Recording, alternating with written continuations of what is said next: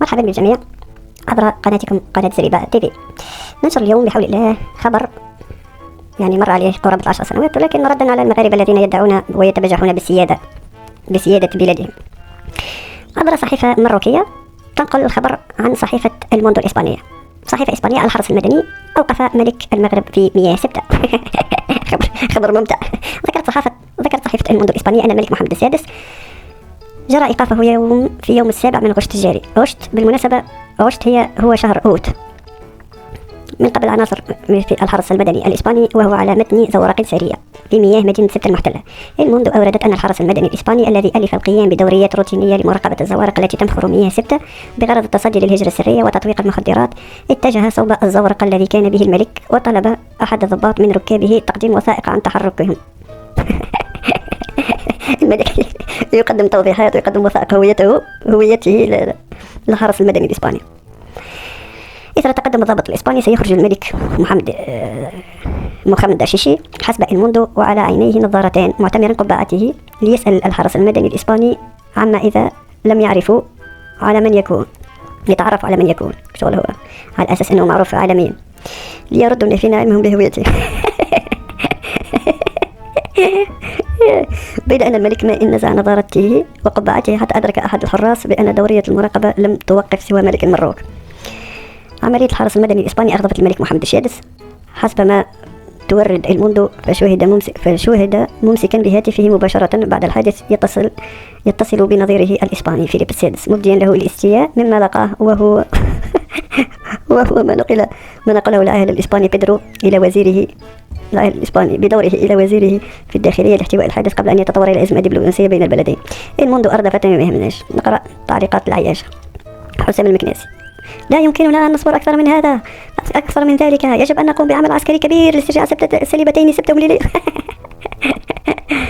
هذا الحدث يجب أن يكون مناسبة للتفكير جديا في تحرير سبتة ومليلية، لأن لا تاريخ ولا جغرافيا ولا الشعب المغربي راضون على هذا كذلك الاستواء.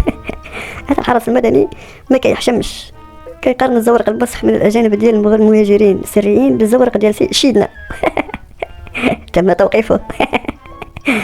اللهم كن له معينا ونصيرا وأعنه وأنصره على أعدائه وأعداء المغرب. قيو وعباد الله، هذا هو المرض في بلادنا ويوقف ملكنا. والله إن هذا هو الحماق بعينه، الحماق هو الجنون. إذا ما قدروش يرجعوها دبلوماسيين يطلقونا احنا الشعب قسما بالله حتى نرجعوها في أقل من يومين بالحزيق. المغربية قالت: رغم أنني أستغرب الأمر، كيف لحرس أن لا يتعرفوا على ملك المغرب؟ والله شيء غريب جدا، وأجيب فقط بالمثل المغربي المعروف والذي يعبر عن حزني واستيائي الشديد. هذا شيء مكرب على الرأس مسكين لهذا الموقف الغبي من إسبانيا. الدار دار أبانا والعبيد يطاردونا. أن يوقف الحرس الإسباني ملكنا فوق بحره، فهذا ما لا نقبله ولا نرضاه كمغاربة مسلمين، وينبغي لأمير المدمنين أن يطالب باسترجاع كل ذرة من أراضينا. قمة العار أن يوقف الحرس الإسباني ملكنا في شواطئ مملكتنا. قضية تحرير سبتة لا بد أن تشتعل. قال لك لما ركضوا أن ترودوير، ما نقروش العياشة بالفرنسية لأنه مكرب على الرأس، لا يفهم شيء.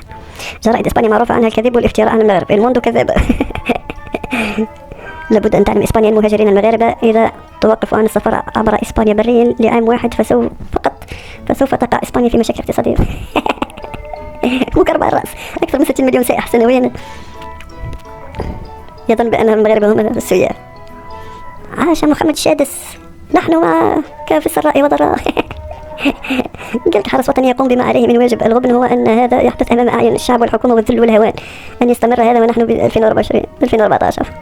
مزيان الحقرة هذه، ولكن احنا اللي بقينا ساكتين على بلادنا المحتلة سبتة ومليلية حتى ينطلق علينا مثال ديال في عش وينشو. أين هي المسيرة الخطرة؟ شمال. هل عجز المفضل؟ لا يا شي مكرب على الرأس مسكين. إذن نشكر المتابعين والمتابعات، إلى الحلقة القادمة بإذن الله.